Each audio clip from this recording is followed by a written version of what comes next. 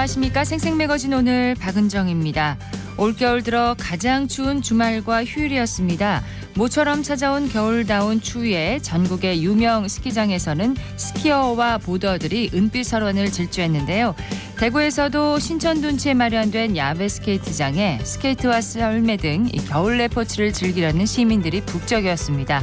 오늘도 한파 특보가 내려진 가운데 대구 경북 낮 기온이 영하 1도에서 영상 3도 분포로 추위가 기승을 부리고 있습니다. 대구 기상청은 이번 주 내내 강추위가 지속될 것이라고 전망하고 있는데요. 면역력이 약한 노약자분들은 가급적 야외 활동을 자제하고 외출할 때는 모자와 목도리, 장갑 등 방한용품 든든하게 챙기시는 게 좋겠습니다. 12월 18일 월요일 생생매거진 오늘입니다. 먼저 안동과 포항 울릉 연결해서 그곳 소식과 날씨 듣겠습니다. 안동입니다. 아침 기온이 영하 10도 안팎으로 떨어지면서 매서운 겨울 날씨가 이어지고 있습니다. 영주에는 한파경보가, 안동과 예천, 봉화, 평지에는 한파주의보가 발효됐는데요. 특히 봉화, 석포면은 영하 16도를 기록했습니다. 내일부터 모레 아침 사이에는 오늘보다 기온이 오르면서 평년과 비슷하거나 조금 낮겠고요. 면역력이 약한 노약자와 어린이는 가급적 야외 활동을 자제하는 등 급격한 기온 변화로 인한 건강관리에 유의하시길 바랍니다. 2023-2024 한겨울 봉화 분천 산타마을이 그제 문을 열었습니다. 핀란드의 대표적인 관광지인 로바니에미 산타마을을 본뜬 걸로 지난 2014년 12월부터 매년 겨울과 여름 두 차례 운영되고 있는데요. 올해 산타마을은 내년 2월 12일까지 59일간 산타와 함께하는 특별한 겨울 여행이란 주제로 진행됩니다. 올해는 특히 10년째를 맞으면서 산타클로스의 나라 핀란드 로바니에미시에서 온 공인 산타와 함께하는 색다른 이벤트를 마련했는데요. 25일 크리스마스까지 분천 산타마을을 비롯한 봉화 곳곳을 산타가 방문해 관광객들을 맞이합니다. 또 이글루 에어바우스, 바퀴 썰매, 짐볼 눈놀이 등 겨울 놀이를 체험해 볼 수 있는 분천 겨울왕국 팝업 놀이터도 함께 열리고요. 캐리커처와 페이스 페인팅 체험을 해볼 수 있는 분천 추억 저장소, 분천 산타마을의 경관을 즐기면서 썰매를 탈 수 있는 빨간 산타 썰매 등 가족 단위 관광객들이 즐길 수 있는 프로그램도 준비되어 있습니다.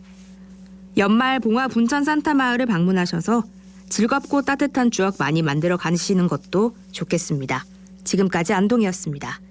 이어서 포항입니다. 한파의 기세가 계속되고 있습니다. 오늘 포항의 아침 기온 영하 6도까지 뚝 떨어졌고요. 낮 기온은 3도에 그치겠는데 찬바람도 약간 강하게 불어서 체감 온도는 더 낮겠습니다. 대기도 많이 건조합니다. 조금 전 오전 10시부터 경북 동해안 전역에 건조주의보가 내려졌습니다. 산불 등 각종 화재 예방에 유의하셔야겠습니다. 해맞이 명소로 유명한 경북 동해안의 지자체들이 2024년 갑진년 해맞이 행사를 준비하고 있습니다. 우선 포항시는 새해인 내년 1월 1일 호미곶 광장 일대에서 제26회 호미곶 한민족 해맞이 축전을 여는데요. 호미곶 광장에 높이 3m, 길이 약 5에서 7m의 용 조형물을 설치하고 해맞이객들에게 떡국 밀키트 2,024개를 제공합니다. 경주시는 새해 첫날 간포 문무대왕릉 앞 해안에서 갑진년 해룡축제를 여는데요. 국내 최대 크기인 70m 용 조형물과 대형 소원지, 여의주존이 설치됩니다. 또 오는 31일에는 봉황대 일대에서 신라대종, 제야의종 타종식도 이어집니다. 영덕군은 강구 3사 해상공원에서 오는 31일 송년음악제를 시작으로 경북대종 타종식과 떡국 나눔 행사를 진행합니다. 이렇게 각 지자체마다 여러 새해 행사를 준비한 만큼 올 한 해의 마지막과 내년의 시작을 해맞이 명소에서 희망과 기대 속에 함께 해보셔도 좋을 것 같습니다. 지금까지 포항이었습니다. 이어서 울릉입니다. 울릉도와 독도는 흐린 하늘 보이고 있습니다. 오늘 아침까지 내린 눈으로 3.5cm의 눈이 쌓여 있는데요. 기온이 낮아 빙판길과 도로 살얼음이 나타나는 곳이 있습니다. 오늘 낮 최저 기온은 영하 3도, 최고 기온은 2도로 당분간 기온은 평년보다 낮겠으며 매우 추운 날씨 이어지겠습니다. 동해중부 안쪽 먼바다에 풍랑주의보가 내려진 가운데 서에서 북서풍이 불며 바다의 물결은 2에서 4m로 매우 높게 일겠습니다. 오늘 선박 점검과 기상 악화로 인해 운항이 중단된 여객선이 있습니다. 이용에 참고하시기 바랍니다. 울릉군이 포획된 유해 야생동물 꿩의 자가소비 전면 금지에 나섰습니다. 자가소비가 야생동물을 매개로 한 각종 감염병 차단을 위해 만들어진 야생생물보호 및 관리에 관한 법률의 위반이라는 지적에 따른 조치인데요. 울릉군은 내년 2월 7일까지 59일간 운영될 꿩 포획단 소속 엽사 16명이 잡은 꿩 전량을 기존 자가소비에서 소각 처리하기로 방침을 전격 변경했다고 17일 밝혔습니다. 군은 자가소비를 금지하는 대가로 지난 15일부터 엽사들이 야생꿩을 잡았을 때 마리당 5,000원의 포획 포상금 지급에 들어갔으며 포획된 꿩은 수거해 울릉군 생활폐기물 소각장에서 처리하고 있습니다. 또한 엽사들이 자가소비를 하다 적발될 경우 현행법에 따라 1차 50만 원, 2차 이상 100만 원의 과태료를 부과하기로 했습니다.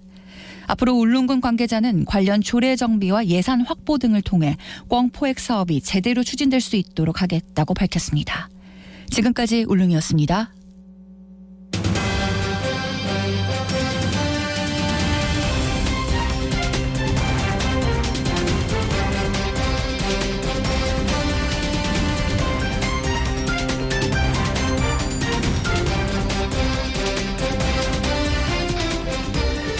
지난달 16일 대구지법 포항지원은 포항시민 5만여 명이 정부 등을 상대로 낸 위자료 청구 소송에 대해 2017년 11월 15일과 이듬해 2월 11일에 발생한 지진이 정신적 피해와 인과관계가 있다며 한 사람당 200만 원에서 300만 원씩 지급하라고 판결했습니다.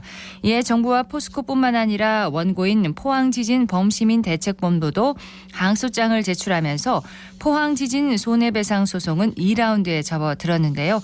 관련한 내용 포항지진범시민대책본부 모성은 공동대표 연결해서 자세히 들어보겠습니다. 모 대표님 안녕하십니까? 안녕하세요. 모성은입니다. 네, 소송 당사자들이 모두 항소장을 제출했습니다. 이유는 다 다르겠죠? 네, 그렇습니다. 피고 대한민국 정부나 포스코 모두가 1심 판결에 불복한다는 항소장을 제출했습니다. 네. 그중에 대한민국 정부와 포스코의 주장은 조금씩 다른데요. 대한민국 정부는 포항 시민이 지진 피해를 당했으나 과연 정부가 물어줘야 할 책임이 있는가 하는 것이 쟁점입니다. 네. 이에 반해서 포스코는 단순히 지열 발전의 컨소시엄으로 참가한 것뿐인데 왜 포스코가 위자료를 물어줘야 하느냐는 것이 쟁점입니다. 즉 한마디로 지진 피해 시민들에게 포항 시민들이 위자료를 물려줄 수 없다는 의미죠. 예. 그래서 우리 범대본도 즉시 맞 항소를 했습니다. 우리는 두 가지 이유로 항소를 했는데요. 예. 당초 1천만 원의 위자료를 청구했는데 왜 300만 원밖에 안 주냐? 청구 금액 전부를 지급해 달라는 내용이 하나이고요. 예. 또 하나는 원고 당사자들 중에 주소지가 불분명하거나 잘못되어서 일부 기각된 원고들이 있습니다. 그 원고들에 대해서 재심을 청구하는 내용이 두 번째 이유입니다. 그렇군요. 자, 정말 그 항소장 제출 이유는 소송 당사자들 각자 다 다릅니다. 각각 다 다른데 1심 판결 후에 지금 한 달 정도 지났습니다. 포항 지역 분위기는 지금 어떻습니까? 네, 아주 화끈합니다. 지난 한 달 동안 포항시에서는 포항 지진 시민 소송이 마치 블랙홀 같다는 얘기를 듣고 있습니다. 블랙홀 같다고요? 네, 335 사람들이 모이는 곳이면 어느 곳이든지 지진 피해 시민 소송 얘기가 화제가 됐습니다. 그리고 최고의 쟁점이 되었습니다. 평소 읍면동 사무소에서 네. 사무소 창구에서 발급하는 주민등록 초본 발급 건수가 500~600건에 불과했습니다. 그런데 1심 승소 판결 후에는 하루에 1만 건씩 발급됐습니다. 그것도 창구 앞에 있는 밖에 있는 무인 창고에서 하루에 1,000건씩 발급되는 것, 그리고 정부 민원 24시를 통해서 인터넷으로 발급되는 걸 빼고도 총 22만 건이 발급됐습니다. 주민등록 초본 발급이 이렇게 많은 이유가 뭔가요? 예, 그렇죠. 이것은 바로 시민 소송에 동참하는 사람들의 숫자로 연결이 되는데요. 그래서 우리 범대본이 포항 지역 변호사 사무실에 직접 전화를 걸어서 확인해 봤습니다. 네. 그러니까 자그마치 지난 1개월 동안 시민 소송에 동참한 사람은 약 한 17만 건에 이른다는 것으로 파악됐습니다. 이 수치는요, 지난 1심 때 시민소송에 동참했던 5만 명을 합치면 총 22만 명이 되는데 네. 포항시 총 인구가 50만 명으로 봤을 때 한 40%가 넘는 그런 비중이 됩니다. 이거는 뭐 저 역시도 놀랄 정도였는데요. 포항 시민들이 시민소송에 동참하는 속도가 너무 빠릅니다. 그래서 너무나 기분이 좋고 만약에 이런 추세가 이어진다면은 아마도 내년 3월 19일까지 이게 소멸시효인데요. 예. 내년 3월 19일까지 포항 시민 대부분이 시민 소송에 동참할 수 있지 않을까 예상합니다. 그러니까 지금 모성은 공동대표님 말씀은 1심 판결 후에 포항 시민들의 관심과 참여가 더 높아졌다. 재판에 대해서 그렇죠. 그렇게 말씀을 해주셨는데 정부와 또 포스코가 항소했지 않습니까? 네. 예, 여기에 대해서는 특히 정부가 항소한 데 대해서는 포항 시민들은 어떤 반응을 보이고 있습니까? 시민들은 엄청 분노하죠. 국가가 무슨 낯짝으로 무슨 염치로 포항 시민에게 항소하느냐고요. 가만히 있는 시민들에게 엄청난 인적 물적 피해를 줬고 또 정신적 상처를 입힌 정부가 피해 주민들에게 아직 사죄 한 번 안 했어요. 스스로 사죄하고 배상은 해주지 못할 망정 네. 재판부 판결을 받고도 다시 항소를 한다? 이것은 말도 되지 않는다는 분위기입니다. 그래서 국가의 존재 이유가 뭐냐? 국가의 역할이 뭐냐? 다시 한번 새겨보는 기회가 된 것 같습니다. 네. 2심은 대구고법에서 열린다고 들었는데 2심에서는 어떤 부분이 쟁점으로 다뤄질까요? 네, 그게 이제 2심 항소심인데요. 네. 주로 항소심에서는 지열 발전에 의해서 촉발된 지진 피해에 대해서 정부의 책임 소재가 과연 합리적인가에 대해서 따질 것 같습니다. 네. 두 번째는 위자료 금액이 300만 원으로 책정됐는데 1심에서 네. 그것을 가지고 많다, 작다 이런 논쟁이 이어질 수 있을 것 같습니다. 예. 그러나 정부 책임 소재의 문제는 고민하지 않아도 될 것 같습니다. 지난 20년 동안에 대한민국에서 수많은 대형 사건, 참사들로 인해서 정부가 국민들에게 배상해준 사례들과 비교해 본다면 책임 소재가 없다고는 절대 말하지 못할 것입니다. 재판 전망은 그럼 어떻게 보십니까? 네, 이론적으로는 승소, 패소 모두 가능합니다. 네. 그러나 실질적으로는 1심 판결에 항소심 그 1심 판결을 가지고 항소심에서 뒤집기는 매우 힘들 것이라고 확신합니다. 이유는 뭔가요? 네, 왜냐하면은 이 사건의 인과관계와 사실규명이 법정에서 변론으로 규명된 것이 아닙니다. 자연과학적으로 증명된 사실입니다. 즉 세계 과학자들이 규명한 사실이죠. 또 그 세계 과학자들이 규명한 사실을 가지고 정부가 곧바로 인정을 했습니다. 네. 그리고 뿐만 아니고 대한민국 국회에서도 그것을 가지고 특별법을 만들었고요. 집행했고요. 그리고 이제 마지막으로 법정에서 그것도 합의부 재판부에서 5년 이상 고민 끝에 선고 판결한 것이기 때문에 네. 항소심에서 그 결과를 바꾸기는 어렵다고 생각합니다. 재판 결과를 낙관적으로 지금 전망하고 계신데 그럼 항소심 준비는 어떻게 하고 계신가요? 네, 지진 피해 위자료 청구 소송은요. 네. 우리 포항지진 범시민 대책본부와 시민들이 대한민국 국가를 상대로 해서 승소한 전대미문의 대형 소송입니다. 그래서 1심에서 패소한 국가와 포스코는 깜짝 놀랐을 겁니다. 시민에게 졌다. 그래서 정말 한갓 힘없는 시민에게 졌다. 이렇게 충격을 받고 항소심에서는 엄청난 자금을 투입해서 준비할 것이라고 생각합니다. 네. 따라서 우리 시민소송 원고들도 포항지진 범시민 대책본부를 중심으로 해서 하나가 돼서 최선의 노력을 해야 할 겁니다. 무엇보다도요. 네.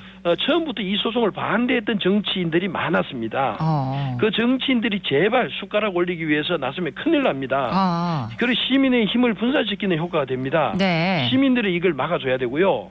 그리고 또 우리가 항소심에서도 승소를 유지하기 위해서는 중요한 조건이 두 가지 있는데요. 예. 첫째는 우리 시민들이 50만 시민이 전원이 위자료 청구 소송에 동참해 주셔야 된다는 겁니다. 두 번째는요. 우리도 이제 대한민국 최고 변호인단을 꾸려야 하는데 네. 역시 범대본 역시 최선의 노력을 다 하겠지만은 무엇보다도 돈이 없습니다. 네. 우리 시민단체이기 때문에 그래서 수임에 동참한 변호사들이 헌신적으로 봉사해줘야 할 것이 필요합니다. 이걸 구체적으로 말씀드리면요. 네. 지금까지 원고들과 약정한 성공 보수가 있습니다. 변호사들이 이런 성공보수 일부를 정말 내놓아야 된다는 겁니다. 유능한 변호인단을 영입하는데 네. 기꺼이 내주시고 또 기여해 주시고 헌신해 주시기를 기탁해 주시기를 믿고 부탁드립니다. 소송인단에 참여할 수 있는 기한이 또 있다고 들었거든요.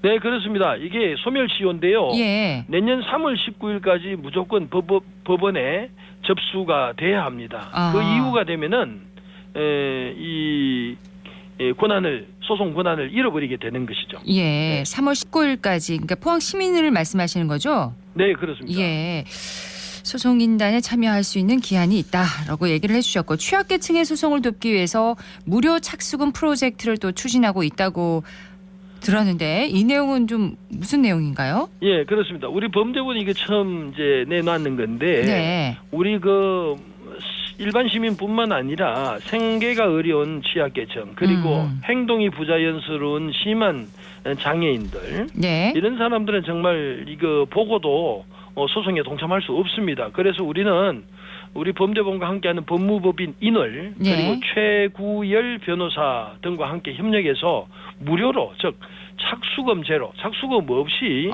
이분들에게 소송을 대행해 주기로 했습니다. 네. 그런데 이제 우리들만 이게 해서 될 게 아니라 이제 거동이 불편한 사람 일어설 수가 없으니까 네. 이 주민등록 초본도 발급받을 수 없습니다. 이를 위해서 지역 봉사 단체의 도움이 필요합니다. 그리고 뿐만 아니고 이 내용은 우리 네. 범죄본과 협력하는 몇몇 변호사들과만 추진할 것이 아닙니다. 지역에서 활동하는 모든 변호사들이 이 프로젝트에 동참해 주시고 특히 이거는 포항시가 적극적으로 앞장서 주셔야 합니다. 네. 포항시에서 정부와 국회에 일괄 배상을 건의했던데 이 부분은 어떻게 보시나요? 예, 정부 일괄 배상은요 실현 불가능한 일입니다. 한마디로 네. 지금 현재 시민들에게 돈을 주지 않으려고 항소까지 한 마당에서 법원 판결도 없이 어느 누가 나서서 일괄 배상을 언급하겠습니까? 절대 실현 불가능합니다. 오히려 이런 말로 인해서 시민소송에 동참하고자 하는 사람들이 동참 의욕과 분위기를 저감시킬 뿐입니다. 네. 부탁드립니다. 예. 정치인들 제발 이런 주장은 소멸시효가 지난 후에나 말씀해 주시기 당부드립니다. 예, 대표님. 네. 예, 끝으로 이제 덧붙이고 싶은 말씀이 있으시다면 말씀해 주시죠. 네. 국가를 상대로 이길 힘은 시민의 힘밖에 없습니다. 시민 조직밖에 없습니다. 예. 여러분 내년 이 소송을 할 수 있는 기한이 3월 19일입니다. 포항시민 전원이 시민 소송에 동참해 주시기를 당부드리고 또 당부드립니다. 네, 오늘 말씀 여기까지 듣겠습니다. 고맙습니다. 네, 감사합니다. 포항 지진 손해배상 소송이 2라운드에 접어들었다는 얘기. 모성은 포항 지진 범시민 대책본부 공동대표 연결해서 자세히 들어봤습니다.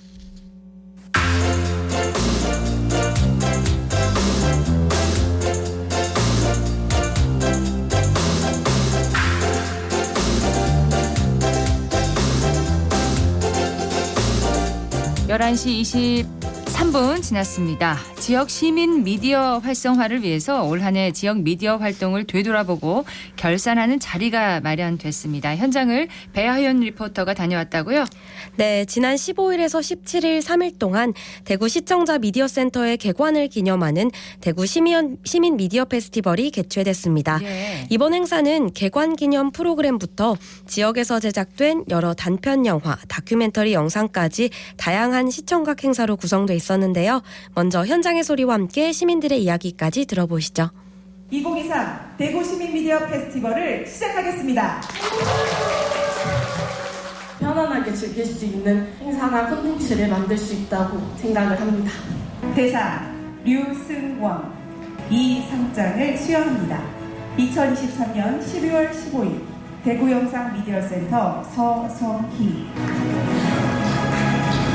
저는 글로벌 신앙성협회 회장을 맡고 있는 박영선입니다. 생각보다 공간도 너무 좋은 것 같고 시민을 위해서 이렇게 한다는 그 자체만으로도 문화예술의 도시다 이런 생각이 듭니다. 우리 대구 시민 전체를 위해서 많이 활성화가 되고 아름다운 공간이 되었으면 좋겠습니다. 그동안 대구가 영화의 고장이라고 이야기는 되어 있었지만 또 대구 나름대로 이런 미디어 센터가 이렇게 모여서 있지를 못하고 여기 이곳저곳에 나눠져 있었습니다. 그래서 이번에 다 이제 전체 미디어 센터로 이렇게 한꺼번에 모아졌기 때문에 대구 시민들이 좀 더 미디어하고 친숙해지는 계기가 될 것으로 생각이 되고, 또 대구 자체가 미디어 발전의 하나의 어떤 도약이 될 수 있는 발판이 되지 않을까 이렇게 생각을 합니다. 시민들을 위한 새로운 미디어 센터가 이제 개관을 하는군요. 앞으로 어떻게 운영될지가 참 중요하겠네요. 네, 맞습니다. 행사 첫날인 15일에는 센터에게 바라는 역할에 대한 다양한 의견을 공유하는 오픈 토크가 진행됐는데요. 이 자리에서는 지역의 미디어 교육, 공동체 라디오, 마을 미디어, 배리어 프리, 공익 콘텐츠 등을 주제로 사례를 공유하며 시민 참여를 독려하는 방안에 관한 이야기를 나눴습니다. 네. 오픈 토크 참가자 2명을 만나봤습니다. 안녕하세요. 대구에서 배리어프리 콘텐츠를 제작하고 배급하는 모임인 파괴왕의 대표를 맡고 있는 김현미입니다. 대구에서 그 콘텐츠 제작하는 데 있어서 좀 배리어프리가 좀 많이 접목됐으면 좋겠다 하는 바람으로 저희가 여러 가지 행사랑 콘텐츠 기획해서 제작하고 알리는 활동을 하고 있고요. 그래서 오늘 시청자 미디어 센터가 만들어지는 데 있어서 배리어프리 관련해가지고 좀 이야기를 해주셨으면 좋겠다라고 해서 오게 되었습니다. 사실 많은 분들이 기다리셨을 텐데요. 시청자 미디어 센터가 생겨서 저도 너무 좋고 너무 축하드리고요. 배려프리가 접목된 좀 배려심 많은 콘텐츠를 시청자 미디어 센터에서도 많이 만들어주시면 좋겠습니다. 저는 성서공동체 FM에서 사무국장을 맡고 있는 최원혜라고 합니다. 그래도 대구 시청자 미디어 센터가 올해 개관한다는 얘기를 듣고 되게 기대를 하고 있던 차에 이렇게 오픈톡을 통해서 미디어 센터와 대구에 있는 모든 미디어를 하고 계신 분들이 이야기를 할 수 있다라는 장소가 생긴다는 얘기를 듣고 좋다라는 생각에 이렇게 참여를 하게 됐고요. 어떤 활동을 통해서 마을 미디어와 미디어 활동을 이어가고 있는지에 대한 것들을 얘기를 했고요. 시청자 미디어 센터가 대구에도 이제 개관을 하면서 함께 어떻게 마을 미디어를 훨씬 더 활성화시키고 시민들의 참여를 함께 할 수 있는지에 대해서도 함께 고민할 수 있는 그런 내용들로 발표를 했습니다. 드디어 대구에 오셔서 너무 행복하고요. 앞으로도 함께 많은 교류와 협력 그리고 이야기를 통해서 모든 사람들이 함께 할 수 있는 대구의 미디어가 됐으면 좋겠습니다. 주말엔 또 많은 분들이 찾으시니까 프로그램들이 더 많았겠죠? 네, 맞습니다. 주말 휴일 이틀 동안은 상연 프로그램을 총 6개 부문으로 나눠서 진행됐는데요. 부문마다 지역사회, 시니어, 1인 가구, 장애인, 청년 등 다양한 주제를 담은 시민 제작 영화와 영상이 상영됐습니다. 네. 마지막으로 이번 행사 담당자의 목소리입니다. 저는 대구 시청자 미디어 센터 운영 지원 단장 황현호라고 합니다. 저희 시청자 미디어 센터는 이 광역시 중에서는 가장 마지막에 생기는 만큼 선배 센터들의 역량들을 다 모아서 가장 잘할 수 있는 센터로 거듭나기 위해서 많은 준비를 하고 있습니다. 기본적으로 저희 센터에서 하는 청소년 미디어 교육과 기관이나 마을에서 요구하시는 맞춤형 미디어 교육 프로그램들 같은 것도 준비하고 있거든요. 시민들이 원하는 컨텐츠들이 만들어질 수 있도록 도와주는 역할을 저희가 할 예정이고, 아이들도 와서 센터를 즐길 수 있도록 찾아가는 미디어 체험 프로그램도 준비하고 있습니다. 울산 시청자 미디어 센터에서 그 전까지는 대구 권역을 커버를 하고 있었어요. 대구 지역에서 여러 기관들과 했던 여러 가지 교육 내용을 모아서 평가를 하고 같이 나누는 자리라고 보시면 될 것 같습니다. 여기 경산 지역에 보니까 다문화 가정이 되게 많은 것 같더라고요. 다문화 교육을 좀 더 집중을 하면 좋겠다라고 생각을 하고 있고, 청년들이 일자리도 많이 없는데 미디어를 통해서 같이 고민을 하고 이야기를 할 수 있는 자리를 좀 많이 만들면 좋겠다고 생각을 하고 있고, 이제 노인 일자리도 요즘에 많이 중요하다고 생각을 해서 수성 시니어 클럽과 함께 센터에 오시는 분들이 좀 더 편하게 센터를 이해하고 도울 수 있도록 하는 안내를 노인분들이 해주실 거고, 노인 홍보 기자단 교육도 시켜드리면서 저희 센터도 알리고 하는 일자리를 만들어서 운영할 예정입니다. 12월 22일 금요일에 대구 시청자 미디어 센터가 개관을 할 예정이고, 개관식이 있을 예정이니 많이 좀 와주시길 바라고, 그리고 저희 센터는 교육, 장비 대여, 시설 대관 모든 게 다 무료입니다. 많이 좀 부탁드리겠습니다. 오늘은 미디어 환경의 변화 속에서 시민 중심의 미디어 활동을 되돌아보고 공유하는 2023 대구 시민 미디어 페스티벌 소식 전해드렸습니다. 네, 배하연 리포터 소식 잘 들었습니다. 네, 고맙습니다.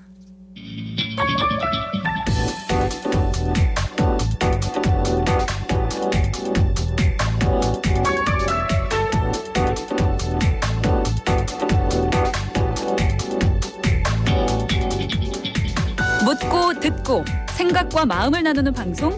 지금 여러분께서는 대구 경북을 보고 듣는 생생 매거진 오늘을 함께하고 계십니다.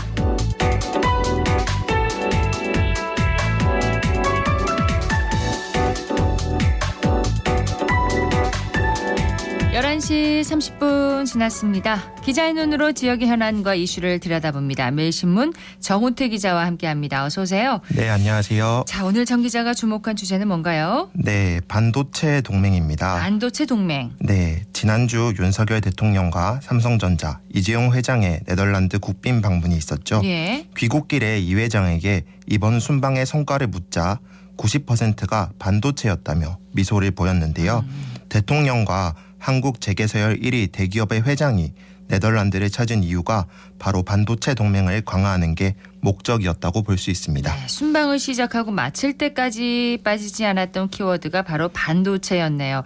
구체적으로 어떤 성과를 이뤘습니까? 네, 네덜란드에는 반도체 장비 1위 기업 ASML이 있습니다. 지난 12일 현지 본사에서 한 네덜란드 반도체 협약식을 개최하고 업무 협약을 맺었는데요. 네. 7억 유로, 한화 약 1조 원 규모의 투자를 유치해 차세대 노광 장비 개발을 위한 극자외선 공동연구소 설립을 추진키로 했습니다. 반도체 장비를 안정적으로 도입할 수 있게 된 건데 ASML? 네. 이 ASML의 위상이 그만큼 높다는 걸로 이제 해석하면 되겠네요. 네, 맞습니다. 네덜란드 ASML은 최첨단 반도체 양산에 필수적인 EUV 노광 장비를 생산하는 세계 유일의 기업입니다. 혹시 값비싼 물건 하면 뭐가 가장 먼저 떠오르시나요? 글쎄요. 아무래도 뭐 명품 브랜드가 값이 비싸죠. 백화점 명품관에 진열된 가방이나 뭐 보석, 또 고가의 시계들도 있고요. 네, 물론 명품과 이 물건의 공통점은 비싼 가격에도 불구하고 사려면 경쟁을 해야 하고 긴 대기 시간도 감수해야 한다는 점 아닐까 하는데요. 네. 바로 반도체 장비입니다. ASML이 만드는 반도체 장비는 한 대에 2천억을 호가합니다. 항공기 한 대가 1천억 원 정도인 점을 감안하면 정말 비싼 가격인데요. 그러네요. 그렇지만 전 세계 반도체 기업에서 이 ASML 장비를 구매하려고 경쟁이 치열합니다. 설비에 들어가는 기계를 공작 기계라고 하는데요. 산업혁명이 시작되고 약 300년의 역사에서 가장 비싼 공작 기계를 생산하는 기업이라 할 수 있습니다. 네. 가격이 반도체 장비 한 대에 2천억 원. 네. 야, 1년에 뭐 50대만 팔아도 10조가 넘는 금액인데 상상이 안 가는 큰 액수입니다. 그만큼 아주 특별하다는 거겠죠? 네, 앞서 말씀드린 대로 세계 유일의 EUV 노광 장비 제조사인데요. 우리 삼성전자뿐만 아니라 미국의 인텔, 대만의 TSMC사 등 세계 첨단 기술을 주도하는 반도체 기업들이 연간 수억 달러를 직접 투자하는 방식으로 이 회사의 장비 개발을 지원하고 있습니다. 예. 장비를 공급하는 입장이라 을에 해당하지만 반도체 업계에선 절대적인 지위를 누리고 있어 슈퍼을이라는 별칭까지 붙었습니다.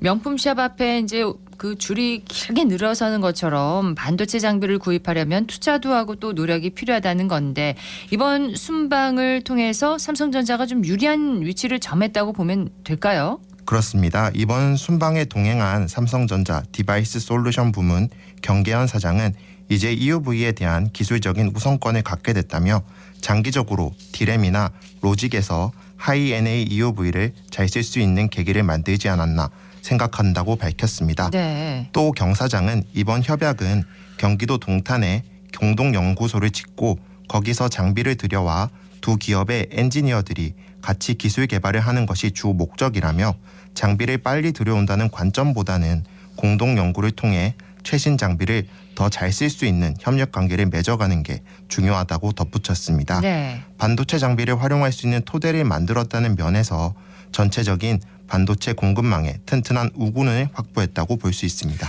공급망을 탄탄하게 한다는 점을 좀 높게 평가한 것 같고 또 반도체 산업은 한국과 한 기업이 아닌 이 밸류체인 구성이 중요한 것 같아요. 네, 맞습니다. 반도체는 공정에 따라 각 단계별로 특화된 기업들이 하나의 생태계를 구성하고 있습니다. 설계에 특화된 기업을 흔히 팹리스라고 합니다. 팹리스요? 네, 생산은 직접 하지 않고 오직 설계만을 하는 기업이라고 볼 수 있습니다. 그리고 제조 공정의 첫 단계는 웨이퍼인데요. 반도체 관련 영상이나 이미지를 보시면 반짝거리는 둥근 판 보신 적 있으실 거예요. 예. 이게 바로 웨이퍼입니다. 주 원료가 바로 실리콘인데요.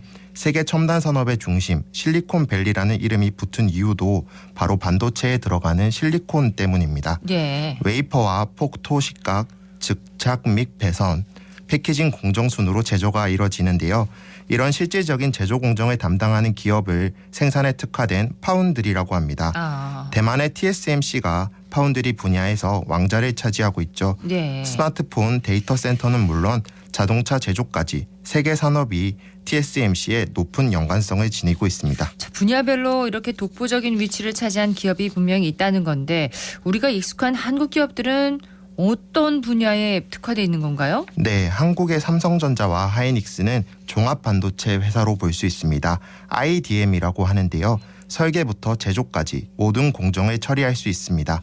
다만 메모리 반도체 중심으로 성장을 해왔기에 부가가치가 더 높은 비메모리 시스템 반도체 분야에서는 비중이 아직 높진 않습니다. 그렇군요. 반도체 산업 구조가 분화됐는데 한국은 종합반도체 기업이 발전한 이유가 있을까요? 네, 사실 이건 반도체 산업의 역사를 잠깐 살펴봐야 하는데요. 예. 1980년대까지 메모리 반도체의 절대 강자는 일본 기업이었습니다.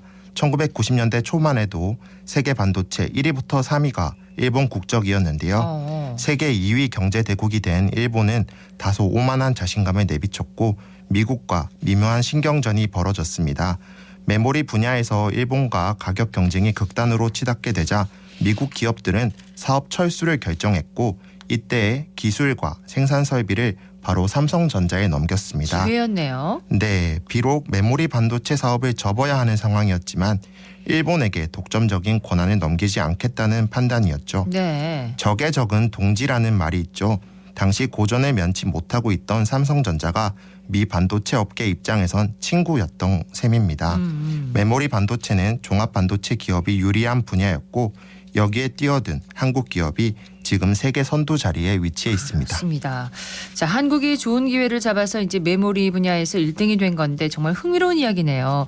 하지만 비메모리는 분업화가 돼 있고 여기서 주도권을 확보하려는 경쟁이 더 치열해지고 있죠. 네, 비메모리 반도체는 모든 기계의 두뇌 역할을 합니다. 컴퓨터의 CPU, 스마트폰 애플리케이션 프로세서 AP, 인공지능의 필수 요소인 GPU가 대표적이죠. 부가가치도 그만큼 높은데요. 시장 규모만 놓고 보면 메모리의 4배 정도입니다. 네. 미국을 중심으로 한 반도체 동맹이 패권을 쥐고 있지만 경쟁국인 중국과 경쟁이 특히 치열합니다. 미 정부는 반도체와 장비 수출을 통제하며 압박 수위를 점차 높이고 있습니다. 미 정부가 반도체 규제 범위를 확대하고 있는데 우리 기업들에게 좀 영향이 크지는 않을까요? 네, 아무래도 중국의 생산 공정을 두고 있는 한국 기업 입장에서는 걱정이 컸는데요. 다행히 한국 기업에 대한 제재를 완화하는 조치를 내리면서 한숨 돌렸다는 반응이 나오고 있습니다. 네. 한국은 미국을 중심으로 일본, 대만과 함께 이른바 페포 동맹에 속해 있는데요. 비교적 탄탄한 협력 체계를 구축하고 있다는 평가를 받습니다.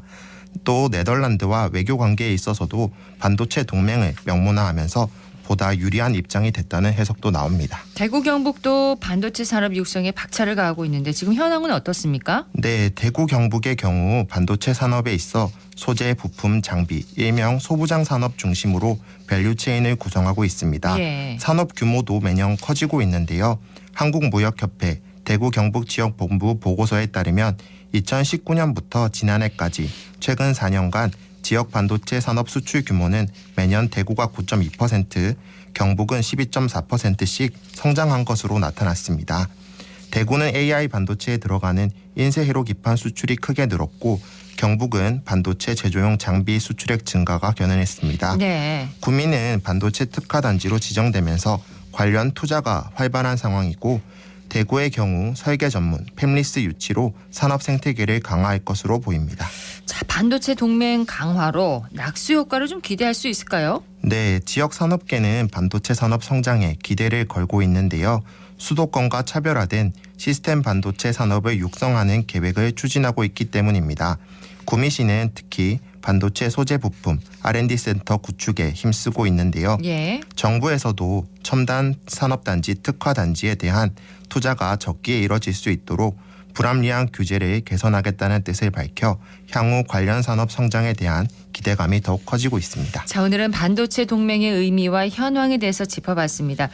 복잡한 이해관계가 좀 얽혀 있는 것 같아요. 우리에게 또 새로운 기회가 될 수 있겠죠. 네, 산업의 쌀, 반도체의 중요성은 굳이 강조하지 않아도 누구나 공감할 거라 생각합니다. 미중 관계가 악화되면서 반도체 패권 전쟁에 한국도 피해를 보게 될 것이란 우려도 큰데요. 예. 한국은 세계 1위를 다투는 반도체 기업을 둔 국가입니다. 기술적인 우위를 점하고 있기에 세계 각국에서도 한국의 역할에 촉각을 곤두세우고 있는데요. 변화가 극심한 시기에 되레 기회가 찾아오기 마련입니다. 쉼 없는 노력은 한국을 반도체 산업의 선두주자로 세운 원동력이었다고 생각합니다. 예. 불안한 지금 미래를 대비한 전략을 수립하고 그동안 해왔던 노력을 지속한다면 이 전쟁에서도 승자가 될 수 있지 않을까 생각합니다. 예. 한국과 네덜란드의 반도체 동맹, 지역 반도체 산업에는 어떤 영향을 미칠지 오늘 얘기를 나눠봤습니다. 매일신문 정우태 기자였습니다. 고맙습니다. 감사합니다.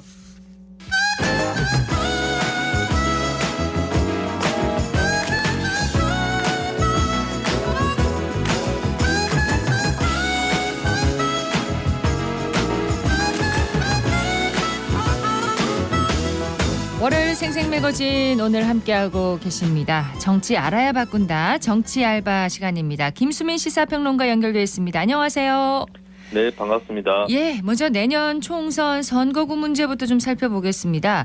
중앙선거관리위원회 산하 선거구 획정위원회가 내놓은 안에 대해서 대구 지역은 반발이 별로 없는데 경북에서는 지금 항의가 잇따르고 있어요. 네, 경북에 속해 있었던 군이 대구로 편입이 되면서 남아있는 의성, 청송, 영덕 지역구에 울진이 추가가 되고 또 울진이 있던 선거구는 그냥 영주, 영양, 봉화 이렇게 남겨두는 방안이 이번에 국회에 제출이 됐습니다. 예. 일단 울진에서 반발하는 것은 지리적 연접성 문제 때문에 자연스러워 보이는데요. 왜냐하면 이번에 울진, 의성, 청송, 영덕 이렇게 지역구가 형성이 되면 울진은 영덕하고만 연접해 있고 또 의성까지 가려면 영덕, 청송 이렇게 2단계로 거쳐서 가야 됩니다. 네. 선거구가 쉽게 얘기해서 제2자에 가까워지는 부자연스러운 선거구가 되는 건 사실이거든요. 예. 사실 뭐 이번 안은 확정된 것은 아니고 국회에서 합의를 해서 통과를 따로 해야 될 사안이긴 한데 그 전까지 다른 방법이 없는지 살펴볼 필요는 있을 것이다라고 보여집니다. 네. 다만 선거구당 인구 기준이 있기 때문에 이것저것 조합을 해봐도 다른 방법이 마땅치 않을 수도 있다라고 하는 것은 유념을 해야 될 것 같고요. 우리나라가 소선거구제를 채택하고 있는데 소선거구제의 단점이 이럴 때 나옵니다. 선거구 획정이 상당히 어렵고 기형적인 결과가 나올 수도 있다. 게리맨더링이라고도 부르죠. 예. 이런 것들을 주지를 해야 될 것 같고요. 중대선거구제 같은 경우는 인구에 비례해서 선출 인원을 정하면 되기 때문에 선거구 획정에서는 상당히 유리하지만 아직까지 국민적 합의는 없기 때문에 소선거구제 하에서 선거구 획정 어느 정도 어려움을 감수하면서 매번 총선마다 이렇게 또 논란을 거쳐야 될 것 같습니다. 그렇습니다. 지금 말씀하신 이제 경북뿐만 아니라 전국적으로도 이 선거구 획정 문제가 뜨거운 감자인데요. 아직까지 선거구 획정이 되지 않아서 출마자들 부담도 참 큰 상황이에요.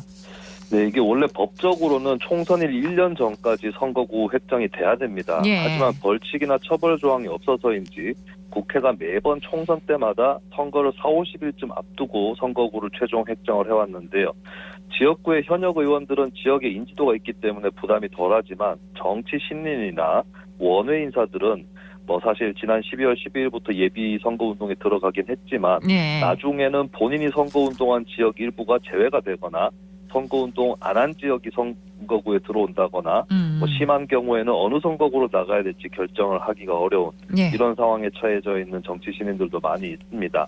사실 이게 제도적으로 좀 저는 보완이 필요하다고 보는 것이 그렇습니다. 선거구 획정위가 사실 이번에도 안을 냈는데 정치권에서 합의가 안 되면 선거구 획정위원회가 안을 먼저 내고 그래도 합의가 안 되면 그 안으로 일단 그 원안대로 표결을 하는 국회 예산안 처리하고 비슷한 것인데 네. 그런 식으로라도 좀 바꿔야지 선거구 획정이 조금 더 빨리 되지 않을까 이렇게 또 생각을 해봅니다. 예, 여권 소식 좀 살펴보겠습니다.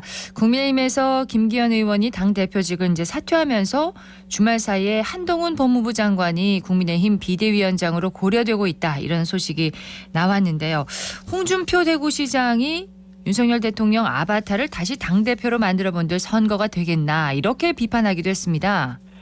네, 홍준표 시장이 당의 비주류에 해당하기 때문에 한동훈 장관과 같은 친윤 인사의 비대위원장 임명설에 더 민감하다고 볼 수는 있겠는데요. 네. 그런데 실제로 친윤 인사가 비대위원장이 되는 것에 위헌 부담이 따르는 것은 어느 정도 사실이다라고 봐야 될 것 같습니다. 현재 국민의힘에 대해서 가장 크게 제기되는 문제가 네. 당이 대통령에게 종속적이다. 독립적으로 기량을 발휘를 못하고 있다라고 하는 부분인데 한동훈 장관이 대통령의 오랜 측근이고 검사 출신이기 때문에 네. 이걸 부식시키지 못한다는 지적이 나올 수밖에 없을 것 같고요. 그리고 한 장관이 정당 경험이 없고 또 장관을 그만두자마자 비대위원장 나오는 것도 국민의힘의 어떤 인재풀의 부족이라든지 이런 것들 보여준다고 볼 수 있습니다. 그래서 상당히 부담이 되는 것은 사실이다라고 볼 수 있겠고 아마 내일 오늘 내일 해서 의원들하고 원외 당협위원장들 그렇게 의견들을 취합을 해나갈 텐데 당내에서 여러 가지 경론이 있을 것으로 보여지고 그리고 오늘 오전에 있었던 보도로는 한동훈 장관이 당내에서 충분히 찬성이 없으면 예. 비대위원장 으로 나간다든지 입당을 한다든지 이런 것들은 보류할 수밖에 없다. 당의 반응을 봐가면서 결정을 할 것이다라는 보도가 나가고 있습니다. 신중한 접근을 하겠다 이런 의견이네요. 네, 그렇습니다. 예. 최근 신당설을 피어올렸던 이준석 전 대표 거취도 계속해서 관심사입니다. 김기현 의원이 대표에서 사퇴하기 직전에 이 전 대표와 만났다는 이 사실로도 주목을 받았는데 어제는 이른바 제3지대 신당을 추진 중인 새로운 선택 창당대회에도 참석을 했더라고요. 네, 이곳저곳 이제 행보를 이 전 대표가 하고 있는데 예. 일단 김기현 전 대표를 감싸는 행보 때문에 혹시 두 사람이 같이 신당을 하는 거 아니냐 이런 시나리오도 제기가 되고 있지만 아직까지는 개연성이 낮다고 봐야 될 것 같습니다. 네. 김 전 대표는 지역구 출마는 아직까지 할 계획이고 당에 반기를 들어가면서까지 하기는 현재로서는 어려운 상황이겠고요. 그리고 이준석 전 대표가 한편으로는 당내에 같은 편을 만들어 놓고 남아서 싸우는 방법도 생각해 볼 가능성 이 정도는 있을 것으로 보여지고 네. 또 한편으로는 친윤계나 대통령 문제를 더 부각시키는 전략이라고 볼 수도 있기 때문에 이게 탈당 가능성이 잦아들었다거나 이렇게 보기도 좀 어려울 것 같습니다. 예. 길들은 열려 있다고 봐야 될 것 같고요. 그런 가운데서 일단 제3지대의 새로운 선택 창당대회에 가서 덕담을 남겼는데 네. 이쪽하고도 완전히 연결고리가 끊어진 것은 아니다라고 하는 걸 보여주는 행보라고 볼 수 있겠습니다. 앞으로 두 가지의 변수가 있을 것으로 보여지는데요. 첫 번째는 국민의힘이 그를 적극적으로 껴안는 노력을 한다라고 했을 때는 이 전 대표가 잔류를 할 수도 있다라고 하는 거고 아주 극단적인 시나리오로는 네. 이준석 비대위원장 같은 시나리오도 있을 수도 있겠죠. 근데 이것은 가능성이 높진 않지만 그에 준할 정도의 이 전 대표에 대한 포용 이것이 있을 거냐가 첫 번째 변수가 되겠습니다. 네. 그리고 두 번째 변수는요. 이 전 대표가 탈당을 하긴 하는데 국민의힘에서 이탈을 하는 사람이 같이 많이 늘어날 경우입니다. 이런 경우는 이제 이 민주당 출신이라든지 제3지대 쪽하고 손을 잡기보다는 보수신당 모델로 갈 가능성이 높다. 아직까지도 이 전 대표 앞에 여러 가지 길이 열려 있다라고 볼 수 있겠습니다. 그렇군요. 한편 더불어민주당에서는 이낙연 전 대표가 신당설에 연이어 이제 박차를 가하는 모습인데 다만 이 당내 비명계에서도 좀 부담스럽다는 반응이 나오고 이 전 대표를 따라 나선 사람은 별로 없다. 또 이런 관측도 나오더라고요. 네, 지금 탈당을 만류하는 연서명이 100명 의원이 넘어섰다라고까지도 말이 나오고 있고요. 예. 그 비명계 내에서도 호응이 적은 것은 예전에 국민의당이 민주당으로부터 갈라져 나갈 때는 근 1년 가까운 과정 동안 어떤 분당의 기류 이런 것들이 있었습니다. 이번에는 이게 좀 급하게 이루어지다 보니까 따라 나서는 사람이 별로 없어 보이는 것이고 예. 수도권 의원들은 제3당 후보로 나가는 것에 대해서 상당히 부담을 갖고 있기 때문에 빠져나가기 어렵다 치더라도 호남에서마저 파장이 약한 것은 이낙연 전 대표에게는 난관이다라고 볼 수가 있겠습니다. 예. 이제 관건은 비명계 의원들이 얼마 전에 이재명 대표에게 대표직 사퇴 비대위 구성 요구를 했거든요. 이것이 이제 관건이 될 것으로 보이고 이재명 대표가 당을 수습하기 위해서 정세균 그리고 김부겸 전 총리를 만나기로 했는데 이 전 총리들이 당의 단합을 주문하는 동시에 이 대표에게 모종의 결단을 과연 요구할 거냐 이런 것들도 좀 관건이 될 것으로 보입니다. 예. 그래서 결국에는 민주당 역시도 비대위 출범 여부가 이탈을 방지할 거냐 말 거냐 이 이제 리트머스 시험지가 된다라고 하는 그런 상황입니다. 그 민주당은 현재 선거제도를 놓고도 이제 당내 진통을 겪고 있는데 이재명 대표는 병립형 비례대표로 기울였지만 그 의원총회에서는 전국 단위 준연동형 비례대표로 옹호하는 의원들이 많다고요. 네, 민주당 입장에서는 뭐 고의로 지역구 의석이 없는 위성정당을 만들어야 비례대표 의석에 나올 수 있는 이런 사정들이 있는데 네. 이런 경우는 당도 부담이고 이재명 대표도 부담이 되겠습니다. 특히 이재명 대표가 본인이 비례대표로 출마를 하기 위해서는 이 위성정당으로 후보를 내는 것이 상당히 부담스러울 수 있고 이 경우에는 본인이 탈당을 해야 되기 때문에 네. 그래서 병립형으로 돌아가는 것이 이 대표가 비례대표에 출마할 가능성도 열어놓고 있는 거 아니냐 이런 관측이 나오고 있습니다. 이제 관건은 이제 친명계 내부에서의 의견일 텐데 이 대표의 병립형 비례대표를 통한 이제 이 출마 가능성 이것을 열어놓고자 하는 의원들도 있겠지만 친명계 일부 의원들은 민주당의 비례 명부를 내지 않고 민주당 표를 친민주당의 다른 계열 같은 계열의 다른 정당이 가져가게 하는 시나리오에서 끌릴 수 있다. 예. 이 부분에서 친명계 내부에서 어떻게 가닥이 잡히느냐가 관건이 될 것 같습니다. 자, 그런가 하면 이제 오늘 송영길 전 민주당 대표가 구속영장 실질 심사를 받습니다. 오늘 밤이나 내일 새벽쯤에는 이제 결과가 나올 것으로 전망하고 있던데 무엇이 관건이 될지 또 심사 결과에 따라서 전국에 어떤 영향을 줄지 좀 짚어주시죠. 일단 증거인멸의 염려가 있는가라는 부분이 관건이 될 겁니다. 송 전 대표가 휴대전화를 교체해서 검찰에 제출을 한 적이 있었죠. 예. 여기에 대해서 판단이 일단 있어야 될 것 같고요. 그리고 돈봉투가 전달되었다고 하는 것은 당사자들이 인정하고 있는데 송 전 대표가 직접 관여했는지 이 물적 정황이 증거가 있는지 이런 것들이 관건이 되겠습니다. 그리고 세 번째는 송 전 대표 혐의 중에서 뇌물 혐의가 있는데 네. 뇌물 혐의 같은 경우는 형량이 높기 때문에 혐의가 소명이 되면 구속 가능성이 상당히 높거든요. 이것이 혐의가 소명이 될지 아니면 부족하다고 판단할지 이것들이 이제 관건이 될 것으로 보이고 네. 어쨌든 영장이 발부가 되면 민주당에 타격이 될 것이고 기각이 되면 사실 검찰이 이재명 대표 영장도 기각이 됐기 때문에 그렇죠. 타격이 상당히 클 수 있다라고 하는 거고 그리고 한동훈 장관이 장관직에서 사퇴하기 전에 겪는 또 하나의 구속영장 실질심사입니다. 네. 그래서 이번 결과가 한동훈 장관의 정치 진로에도 영향을 줄 수 있다. 라고 전망을 해볼 수 있겠습니다. 예, 정치 알아야 바꾼다. 여기까지 듣겠습니다. 김수민 시사평론가였습니다. 고맙습니다. 네, 감사합니다.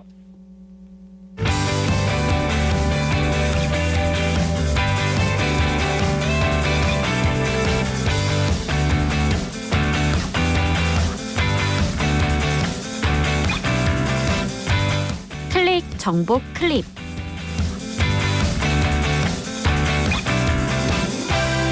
대구 서구문화회관은 이번 주 토요일 오후 5시에 특별 기획 공연 크리스마스 캐롤 콘서트를 개최합니다. 뮤지컬 전문단체인 브리즈가 진행해 온 가족이 즐길 수 있는 캐롤, 영화 OST, 뮤지컬 음악 등으로 무대를 꾸밀 예정인데요. 전석 무료 공연으로 이번 주 수요일 오전 9시부터 인터넷 또는 방문으로 예매 가능합니다. 크리스마스 분위기를 한껏 느낄 수 있는 이번 공연의 자세한 내용은 서구문화회관 홈페이지를 통해 확인할 수 있습니다.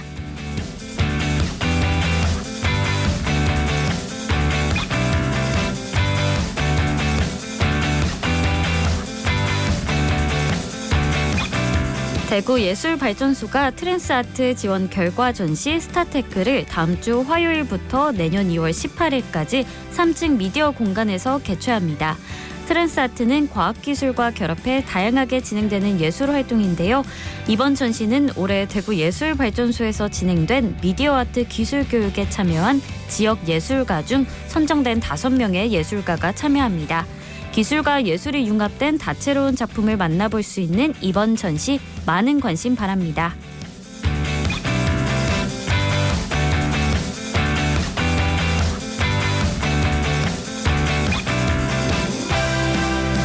겨울철에 수도관이나 수도 계량기가 동파되면 온수나 난방을 사용할 수 없는 경우가 생기는데요.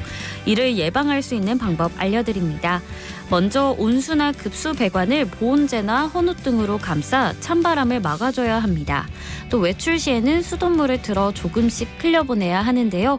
혹시 수도관이 얼었을 때는 갑작스러운 온도 변화가 파손의 원인이 되기 때문에 미지근한 물이나 헤어드라이어를 이용해 천천히 녹여야 합니다.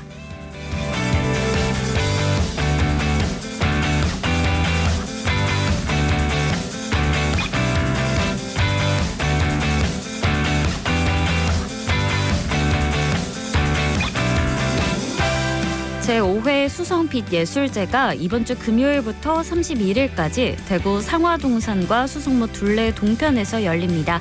이번 행사는 지역 주민 1,200여 명이 참여한 가운데 개막일과 24일, 31일에는 저녁 7시부터 수성로 상공에서 350여 대의 드론이 펼치는 드론 아트쇼 공연을 선보일 예정입니다. 아름다운 빛의 향연이 펼쳐지는 수성빛 예술제에서 행복하고 즐거운 연말 보내는 건 어떨까요?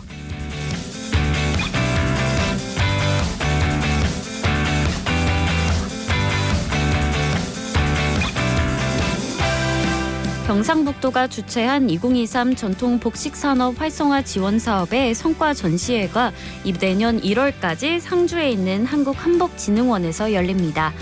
이번 사업은 경북 내 전통 복식과 섬유업체의 상품과 디자인 개발의 역량 강화를 위해 진행됐고 총 200여 점의 작품을 만나볼 수 있는데요.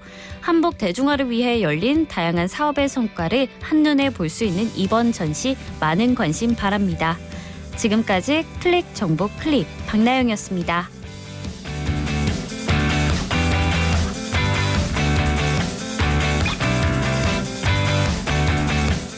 날씨가 갑자기 추워지면서 빙판길 사고 특히 조심하셔야겠습니다. 교량과 고가도로, 터널 입구와 출구 등에는 얼음이 얼기 쉬우니까요. 차간 거리 넉넉하게 두고 감속 운전하셔야겠습니다. 운전자뿐만 아니라 보행자들도 눈이나 비가 온 뒤에 미끄럼 사고 특히 유의하셔야 되는데요. 가벼운 엉덩방아도 몸무게 4배의 충격이 가해지기 때문에 특히 골다공증이 있는 분들은 각별히 주의해야 한다고 합니다. 또 미끄러지는 순간 손으로 땅을 짚는데 이 경우에 충격이 심하면 손목골절로 이어질 수도 있는데요. 미끄러져 통증이 심할 때는 병원에 가서 부상 정도 꼭 확인해 보시기 바랍니다. 생생매거진 오늘 준비한 순서 여기까지입니다. 박은정이었습니다. 고맙습니다.